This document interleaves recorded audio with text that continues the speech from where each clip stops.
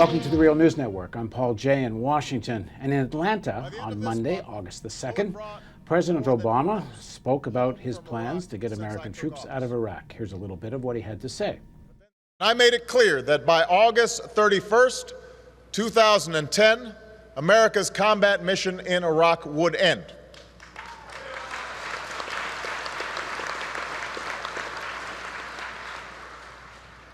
And next month, we will change our military mission from combat to supporting and training Iraqi security forces. Now joining us to talk about his take on President Obama's plans is Gareth Porter. He's an investigative journalist and a historian and written extensively on Iraq. He writes for IPS and he's a regular contributor to the Real News Network. Thanks for joining. Thank you, Paul. So what's wrong with that? President Obama said he's going to get out, and he says again now he's going to get out. Well, there are two problems. One is that, first of all, he had promised the American people a year and a half ago, 18 months ago, that he was going to withdraw all U.S. combat brigades from Iraq by this date, that is the end of August of this year. He didn't say anything at all about that in his speech on Now, Monday. was it the actual full withdrawal by the end of August or by the end of 20? He didn't say of combat full troops. withdrawal of troops. He said full withdrawal of combat troops. By the end of August 2010. By the end of August. Okay, let's take a look at that clip. I've chosen a timeline that will remove our combat brigades over the next 18 months. So let me say this as plainly as I can. By August 31st, 2010, our combat mission in Iraq will end. So what's the difference between what he said then and what he just said last week? Well, first of all, he's not addressing the question of whether there are combat brigades or combat troops there now, and he's admitted, essentially he's implicitly admitting that in fact he has not withdrawn combat brigades at all, that in fact what we have remaining is combat brigades, but that the combat mission itself has changed, is now ended, and that now the mission is being changed to advising and assisting the Iraqi forces. Now, the problem with that is, again, that the way in which he defines a combat mission ending is very malleable. It's politically manipulable. It doesn't mean that they're going to stop fighting. What I was told by a person who said he could be, this could be attributed to a senior administration official, is that most of the fighting that will be done by U.S. troops now after August 31st, it'll be defensive military action. He didn't say all of it would be defensive. He said that most of it would be and mostly defensive can mean anything, because if you're out in the streets and someone attacks you, now you're defensive. That's right. They can not just still, mean attacking them and they their can still bases. go out on patrols, knowing that going on patrols will be provoking a likely response if they're going to a place where they know insurgents are located. So that distinction, you're right, it's not a very hard and fast distinction.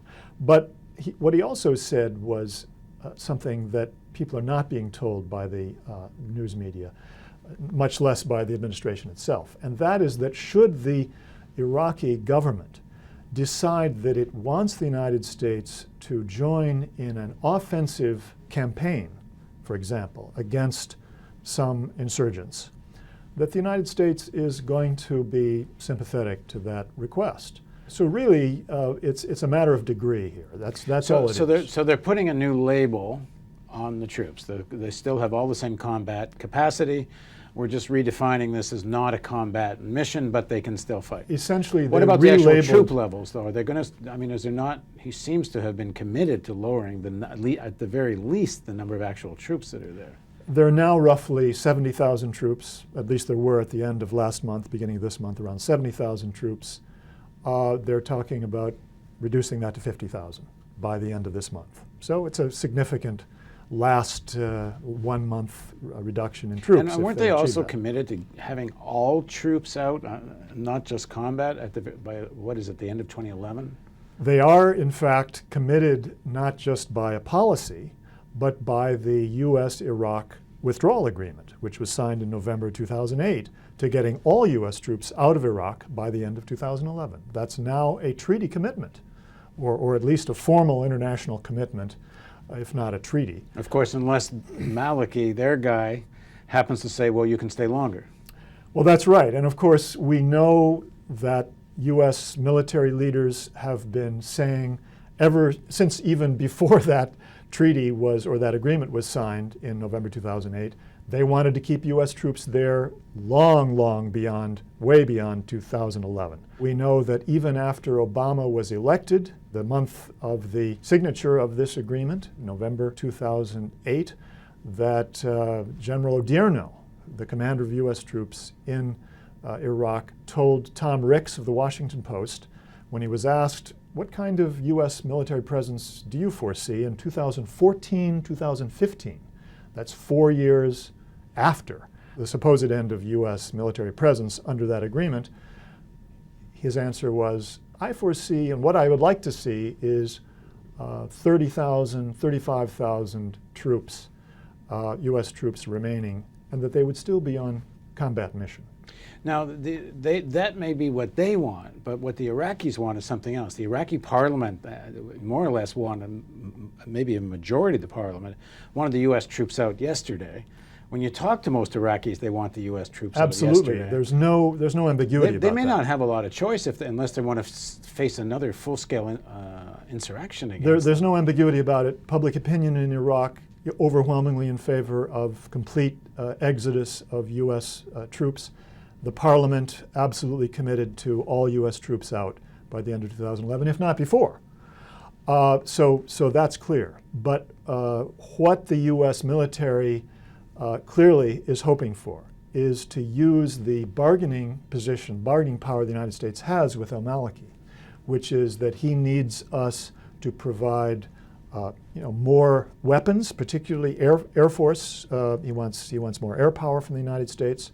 He's already bought some air assets from the United States. He needs spare parts from the United States, and he needs training for what he's already gotten and what he hopes to get.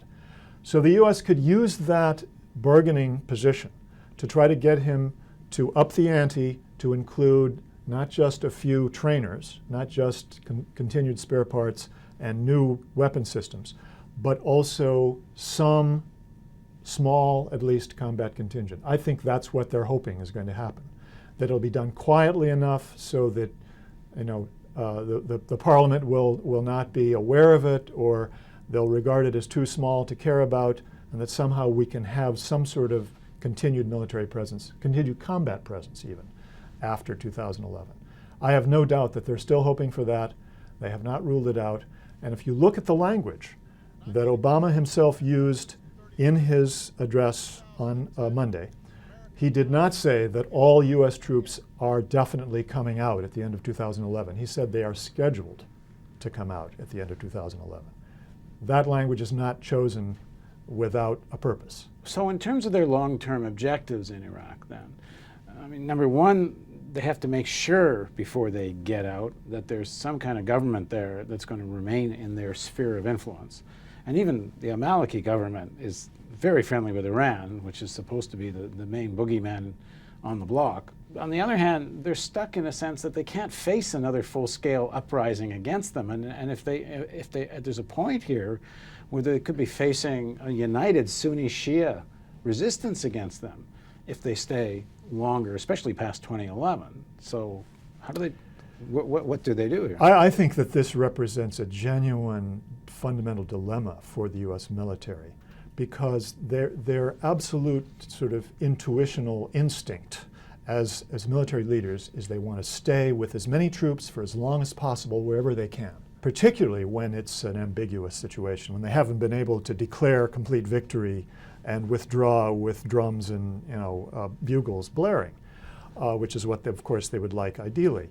But they want very badly to have a continued military presence. But at the same time, just as you've said, they face two problems. One, that government it's not a pro-American government. It's not a client government of the United States. That was revealed in 2008 when that government forced the United States to sign an agreement they did not want to sign by any means.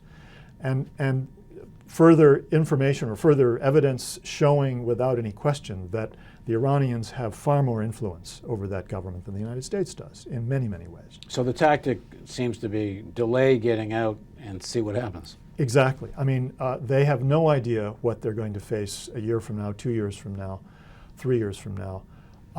And yet they prefer to continue to press as much as possible, to use all the influence they can to try to keep as many troops as they can there. So can President Obama sell this to the American people? He made a promise to get out within a certain time period. So does the rebranding work? Because the American media seems to be buying it. Well, you know, I don't know what Obama is thinking about this.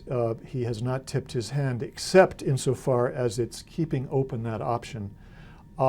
Presumably, he would only follow that option if he could say that it is in the context of being requested by the Iraqi government, and that this is an exceptional circumstance and that we are keeping the peace.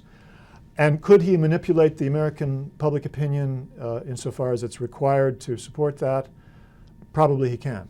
Well, given that he doesn't have to worry about being attacked on this issue, at least by the Republicans, because the more war, the better, it seems, for them. Thanks very much for joining us. Thank you. And thank you for joining us on the Real News Network.